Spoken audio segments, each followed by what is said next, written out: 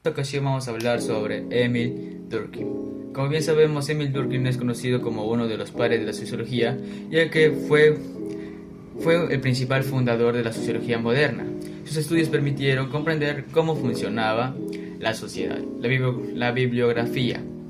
Emil Durkheim nació el 15 de abril de 1858 en Epinal, Francia, y falleció el 15 de noviembre de 1917 en París. Proveniente de una familia judía tradicional, él estudió en École Normale Supérieure, donde se formó en filosofía y ciencias sociales, y más adelante este vendría a volverse un profesor universitario, y también ayudó a que la sociología se vuelva una ciencia independiente. ¿Qué vendría a ser una ciencia independiente? Una ciencia independiente vendría a tener sus propias teorías, sus propios métodos de estudio, vendría a tener también sus propios objetos de estudio, etc. Emil Durkheim también pensaba que la sociedad debía estudiarse científicamente observando los hechos sociales. Y bueno, continuamos con las obras principales de Emile Durkheim. Como obras principales tenemos la división del trabajo, las reglas del método sociológico y el suicidio. En la división del trabajo, Emile Durkheim explica cómo evoluciona la sociedad de forma tradicional hacia sociedades modernas. Principales conceptos: solidaridad mecánica y solidaridad orgánica. En solidaridad mecánica, Durkheim describe la cohesión social en las sociedades preindustriales pequeñas y tradicionales, donde la unidad se basa en la homogeneidad. Y en la solidaridad orgánica describe que la unidad no viene de la homogeneidad, sino de la interdependencia entre individuos con roles muy diferentes. Bueno, como segunda obra tenemos las reglas del método sociológico. Durkheim propone que la sociología debe estudiar los hechos sociales de manera objetiva y científica. Conceptos principales serían hechos sociales, método científico. En hechos sociales son fenómenos que constituyen el objetivo propio de estudio de la sociología. Un hecho social es todo modo de actuar y pensar. El método científico es el procedimiento riguroso para estudiar los hechos sociales de manera objetiva, similar al método usado en las ciencias naturales. Bueno, y como tercera obra tenemos el suicidio. Durkheim analiza el suicidio como un fenómeno social influenciado por el nivel de integración. Y en este caso tenemos 4 tipos de suicidio. El egoísta se produce cuando el individuo no se siente integrado en la sociedad. El altruista ocurre cuando una persona se quita la vida por el bien del grupo.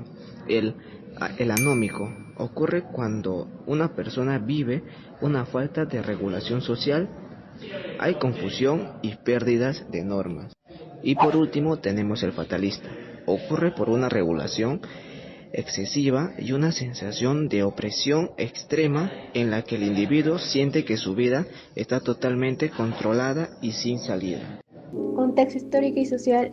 Emile Durkheim vivió durante el siglo XIX y comienzo del siglo XX, un periodo de profunda transformación en Europa, definida por la transición de la sociedad agraria a una sociedad industrial.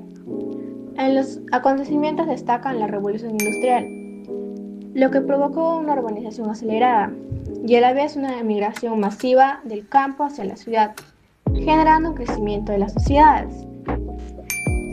Pero esto dejó secuelas, tales como una división del trabajo más compleja y a la vez grandes desigualdades y la desintegración de los antiguos vínculos comunitarios. El avance capitalista, los cambios políticos tras la Revolución Francesa. Emile Durkheim vivió durante la consolidación de la Tercera República Francesa, contexto que maldió su preocupación por el orden y la cohesión social, y la disminución de la influencia religiosa tradicional, dando paso a nuevos pensamientos e ideas. Estos cambios produjeron desorden social y desigualdades y una sensación de crisis de sociedad. Durkheim observó que la modernidad estaba transformando las relaciones humanas y respondió creando obras donde él buscaba mantener la cohesión social dentro de estas sociedades para que no se pierda la esencia misma de ellas. En las formas elementales de la vida religiosa de Emile Durkheim, en esta parte podemos decir que Emily Durkheim intenta responder una pregunta fundamental, el de ¿por qué la religión existe en todas las sociedades humanas? Y dice que Durkheim no estudia la religión desde la fe o desde Dios, sino desde la sociología. Para él la religión es un fenómeno social que ayuda a mantener unida a una ciudad. ¿Qué nos quiere decir con esto? Que Durkheim sostiene que la religión no solo sirve para creer en seres sobrenaturales, sino que cumple una función social para crear cohesión, identidad y orden dentro de un grupo humano. Él afirma que cuando las personas participan juntas en rituales, ceremonias o celebraciones religiosas, fortalecen los lazos sociales y sienten que pertenecen a algo más grande que ellas mismas. A continuación, les daré a conocer los conceptos y teorías sociales de Emily Durkheim. Primeramente, mencionamos los hechos sociales, que es uno de los conceptos más importantes de Durkheim. Estos son maneras de actuar, pensar y sentir que existen en la sociedad y que influyen en las personas.